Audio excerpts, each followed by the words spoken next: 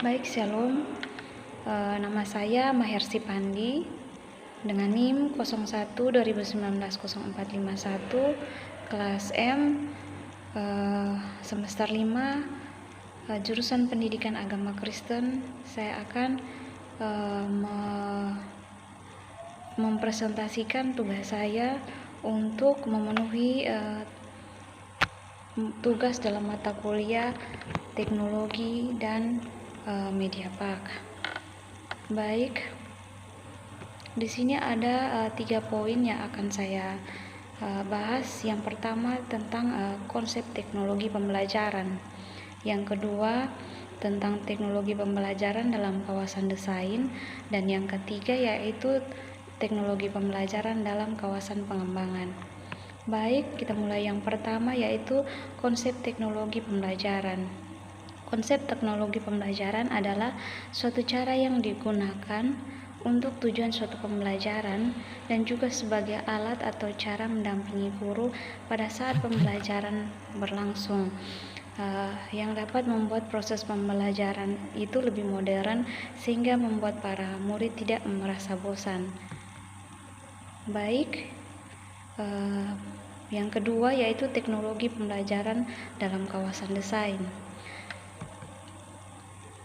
Teknologi pembelajaran dalam kawasan desain ada 4 cakupan dari teori praktek ini, yaitu desain sistem pembelajaran, desain pesan, strategi pembelajaran, dan karakteristik pembelajaran. Baik, yang pertama yaitu desain sistem pembelajaran adalah prosedur yang terorganisasi meliputi langkah-langkah sebagai berikut. Yang pertama, penganalisaan atau proses perumusan apa yang akan dipelajari. Yang B, perancangan atau proses penjabaran bagaimana cara mempelajarinya. C, pengembangan atau proses penulisan dan pembuatan atau produksi bahan-bahan pelajaran. D, pelaksanaan atau aplikasi pemanfaatan bahan dan strategi. E, penilaian atau proses penentuan ketetapan pembelajaran. Yang kedua, desain pesan, yaitu perencanaan untuk merekayasa bentuk fisik dari pesan agar terjadi komunikasi antara pengirim dan penerima dengan memperhatikan prinsip-prinsip perhatian, persepsi, dan daya tangkap. Desain pesan berkaitan dengan hal-hal mikro seperti bahan visual, urutan, halaman, dan layar secara terpisah. Desain harus bersifat spesifik, baik tentang media maupun tugas belajarnya. Yang ketiga yaitu strategi pembelajaran. Strategi pembelajaran yaitu spesifikasi untuk menyeleksi serta mengurutkan peristiwa belajar atau kegiatan belajar dalam suatu pelajaran.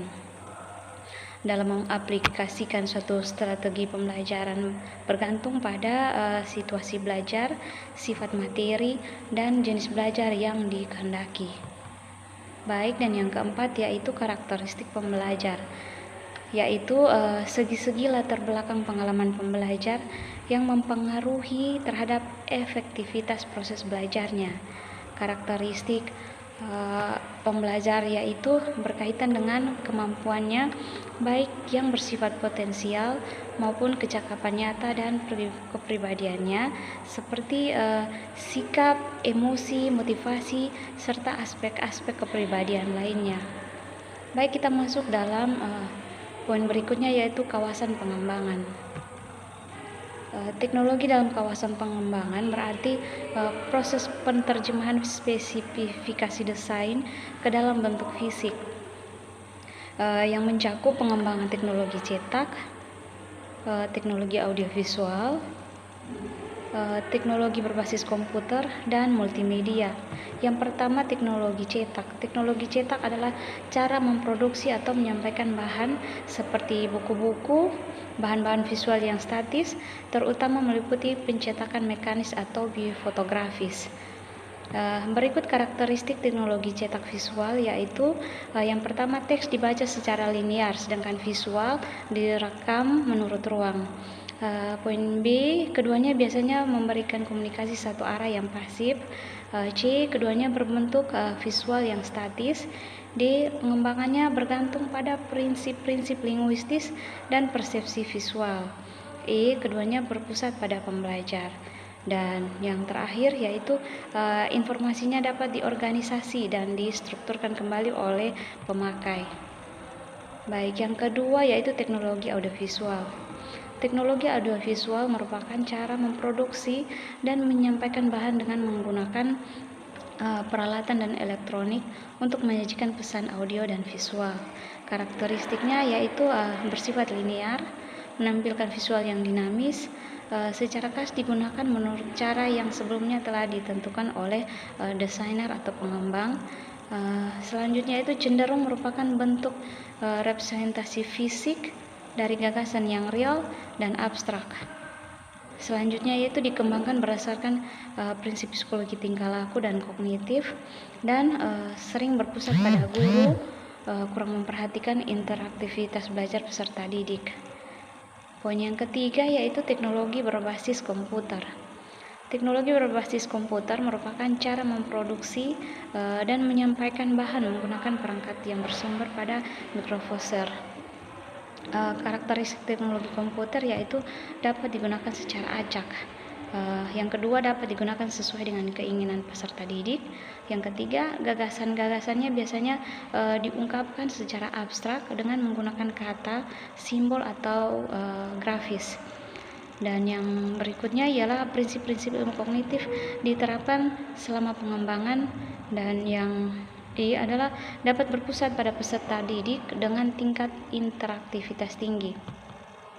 Baik, yang terakhir yaitu teknologi kawasan pengembangan multimedia. Multimedia atau teknologi terpadu merupakan cara memproduksi dan menyampaikan bahan dengan memadukan beberapa jenis media yang dikendalikan komputer.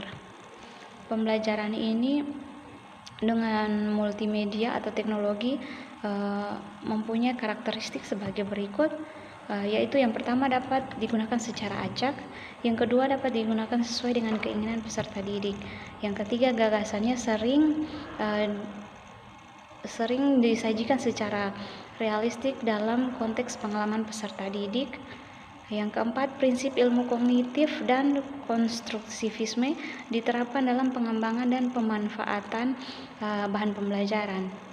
Berikutnya itu belajar dipusatkan dan diorganisasikan menurut pengetahuan kognitif.